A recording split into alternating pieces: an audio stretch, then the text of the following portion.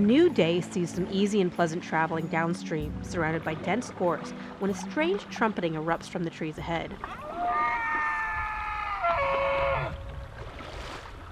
As quietly as possible, we land on the opposite bank and wait. Soon enough, the culprits reveal themselves as a moose cow and a young male, peering over the brush along the river. Although immediately aware of our presence, they seem confused as to what we might be. The wary ungulates make a cautious approach down to the water's edge.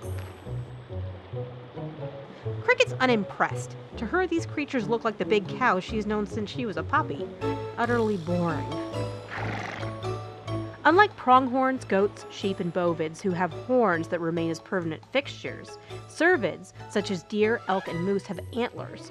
These are grown and shed each year for the breeding season. The small antlers and size of this male suggest that he's quite young and may simply be the older offspring of this female. However, it could also be an unrelated juvenile, as young and enthusiastic males do pester adult females during the rut in hopes for a little experience.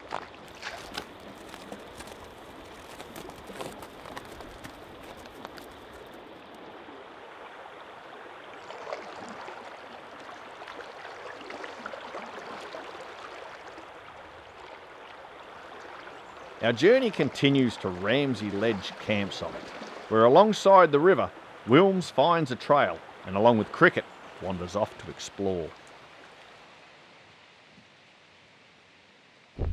Eventually the goat track ends at a small gravestone.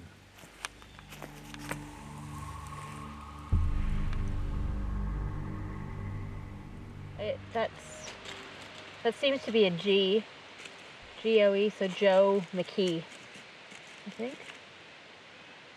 When did he die? Died 1870.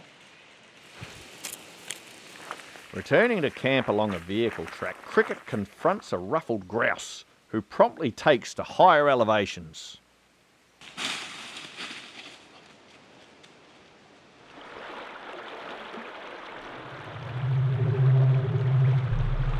Later in the day sees a thick blanket of cloud cover the sky.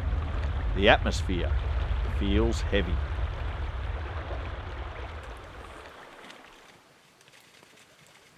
We're getting very close to the end of the waterway, and it's at a time where we have to make a crucial decision. We found the water level to be extremely low and progress is hard. Along the waterway there are several put in and take out points, and one of them is not too far away. It's called Michaud Farm. Now if we take out there, that's the end of the trip and it's all over. Not far on from there is the Allagash Falls, which is like the climactic conclusion to the waterway, and we'd really like to see that. However, if we carry on to Allagash Falls, we're committed to the next stretch. Below the falls, rumour has it from unfortunately reliable sources that it's even more shallower and more rocky and really tough going from there on. So, do we take out at Michaud Farm, or do we carry on and complete the waterway?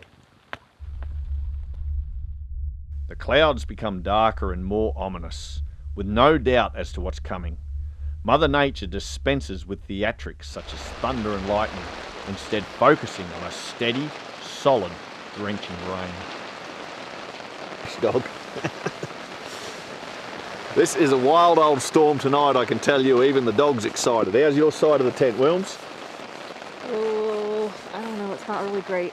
Like, it's really squishy, but I don't know if it's wet yet. Is it leaking? No, I don't think it's leaking. Is it damp? It's damp. Because if these feather down sleeping bags get wet, we're stuffed. We might have to. Have we got anything that we can put as a liner underneath our mattresses? I've got one of those emergency space blankets, so if we could put that down. Yeah, that might be a good idea, because if we get flooded, the storm carries on through the night.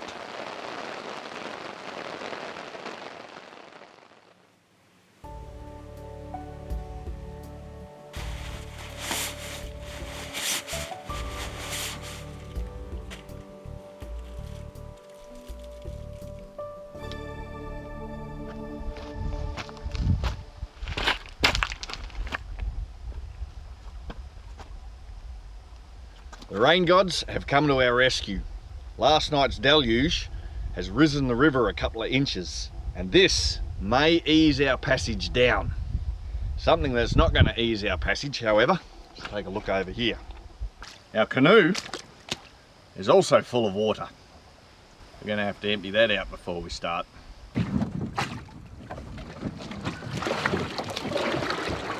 Wow, that's a lot of rain. The map fell out there. Oh no. We've been hitting a lot of rocks along the way due to the shallow water, and we were wondering what the bottom of the hull was going to look like, but it's not as bad as we expected. There's definitely a lot of scuffs, but no real serious scratches. Okay, well, maybe one or two.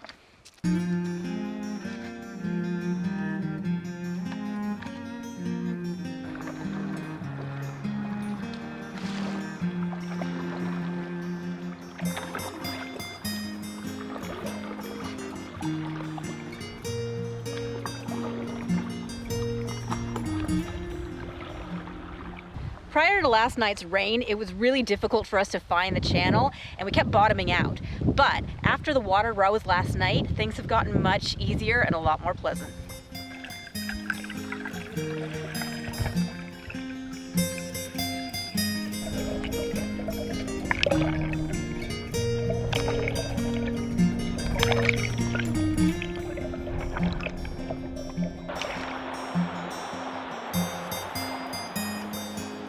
The final ranger station along the way is Michaud Farm, where it's our duty to register.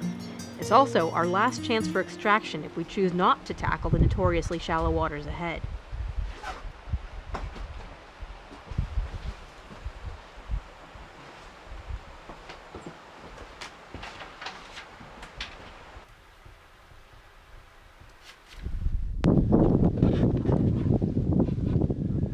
About to enter a convoluted series of channels on the 3 miles down to Allagash Falls. So we're trying to pick the bigger of the channels. We're going to use the GPS to have a look and see if we can assess which one's going to have the most water in it.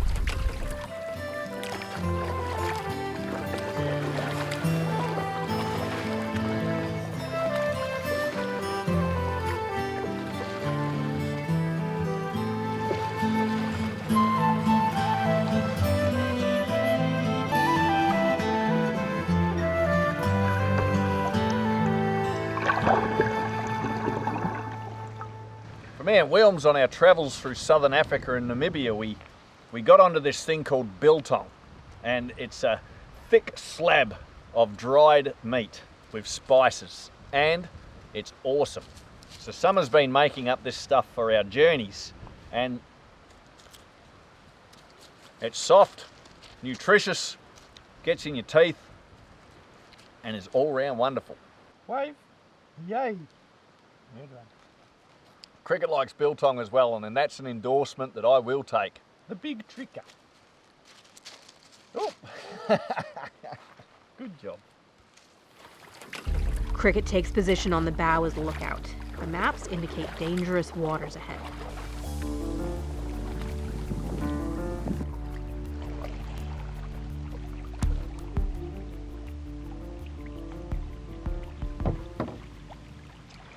Must be very obvious to all by now as to what direction we've chosen to go. We're about to begin a mile-long portage that'll take us around the dreaded Allagash Falls.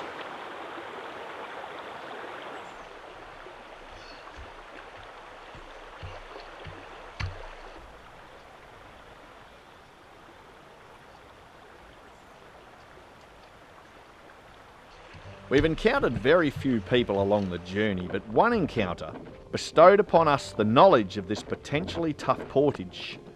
But bless them for being wrong. The trip around the falls is but a quarter of the distance described, yet still, there is some rugged terrain to be negotiated.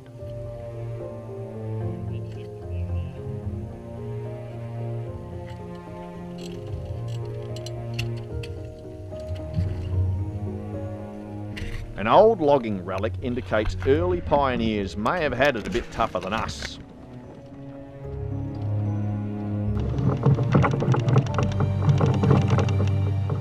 Eventually, we arrive with our vessel and gear downstream of the Allagash Falls. Here, the river crashes 40 feet down hard rocks that would be a tumultuous ride with a canoe.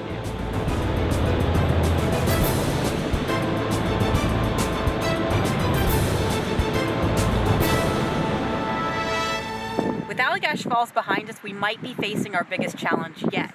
We'll see if the water level below the falls is as low as we've heard.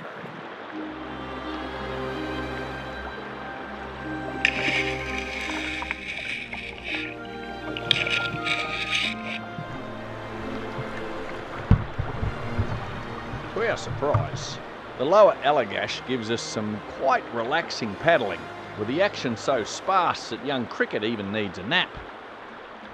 And we are hoping that the rest of the journey might actually be like this. But it looks like I might have spoken too soon.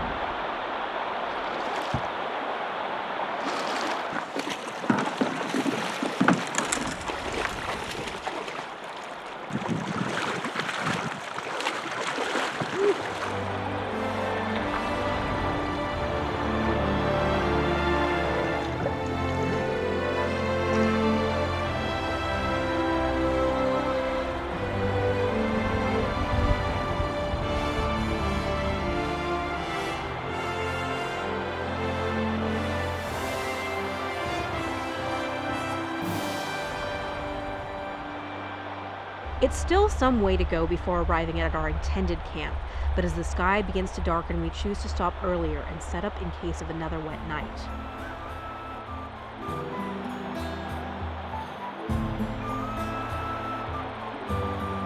Wilms takes a rinse in the river while I dissect a fallen log that has not yet gone completely rotten.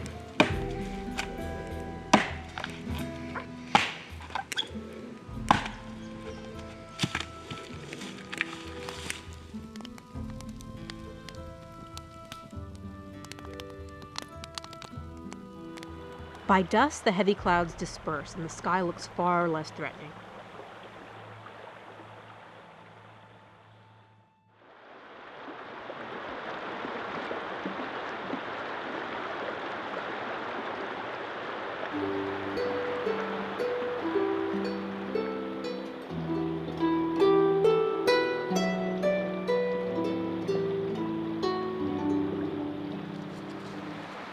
Fishing in the Allagash. So I have here 3 rods. They're all mine. Wilms has her own. Some folk would say that is excessive, where most of us, I think, would say that's about right. So both of us had high hopes of catching wild trout out here in these wild rivers, and we haven't even seen a trout. For the time we've been out here, I think it's already day a lot. Nothing. All that I've caught so far in the rivers, Cricket and I, have been little stinkers. They've been fun to catch. Some folk, I think, call them suckers. So we started this trip in late September. We got our fishing licenses to stay on the right side of the law, and as you may notice, these fishing rods are all packed up. And that is because come the 1st of October, and we didn't know this, on the Allagash, fishing stops. Ceases. One could say, why didn't you read your regulation book, which is a little bit damp and actually unopened, but the fishing licenses were already bought when we received that. That was it. A little window of 5 or 6 days of fishing and no trout. Maybe another time. We pulled into a campsite a couple of miles short of our intended destination last night because the skies seemed to be threatening rain. We figured that if we did, we could avoid the onslaught of the weather, plus we might get an inch or two more out of the river. Well, the skies were lying and it only sprinkled just a little bit. So that means today we have an extra 2 miles to go on top of an already long day. Plus, if anything, it looks like the river has dropped and not risen. So we'll see how that goes.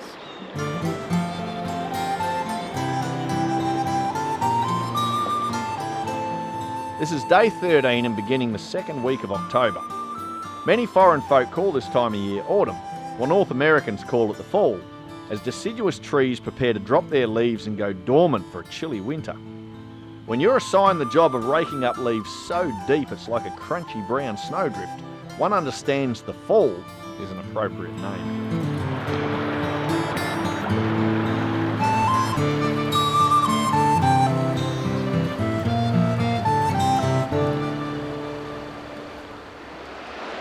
isn't the end of the trip, and it's not the end of the Allagash River, but it's officially the end of what's called the Allagash Wilderness Waterway.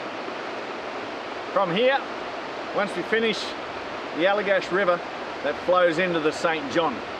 And then we've got to travel along for about that far on the map to get to Norm's place and where our car is. How far is it?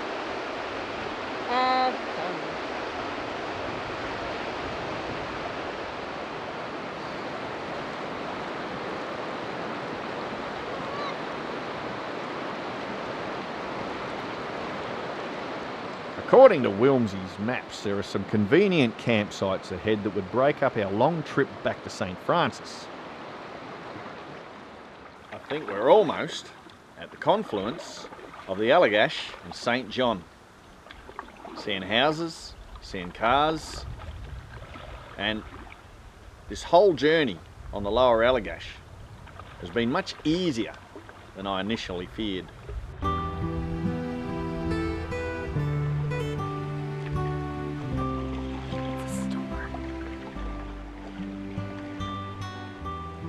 As we pass by the tiny Allagash village, these campsites either no longer exist or we just can't find them. It's about now we come to realize that the next stop will be the end. From the junction of the two rivers, it's an additional 12 miles onwards to Pelletier Camp, where our vehicle awaits. Like the Allagash, the waters of the St. John are very low, and our progress is challenged by intermittent gravel bars. Yet still, with a gentle breeze and current behind us, there's also stretches of easy paddling. The journey home wouldn't be complete with at least a little rough water and an ugly surprise or two. Paddle on your little left. Oh, fuck! Slow. Wow! Where did that come from? Whoa, I thought we were gone.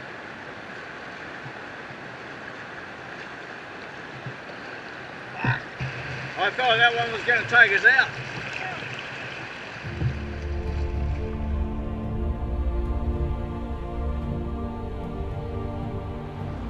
With barely any light left, we make landfall on the slippery rocks at Pelletier Camp in St. Francis, the end of an epic adventure.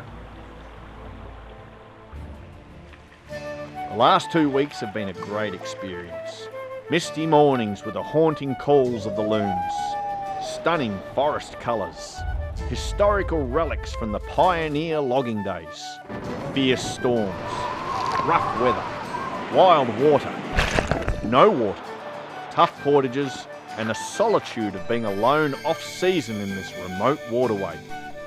A huge thanks to Norman for his assistance as being our transporter and advisor for a memorable trip down the Allagash Wilderness Waterway.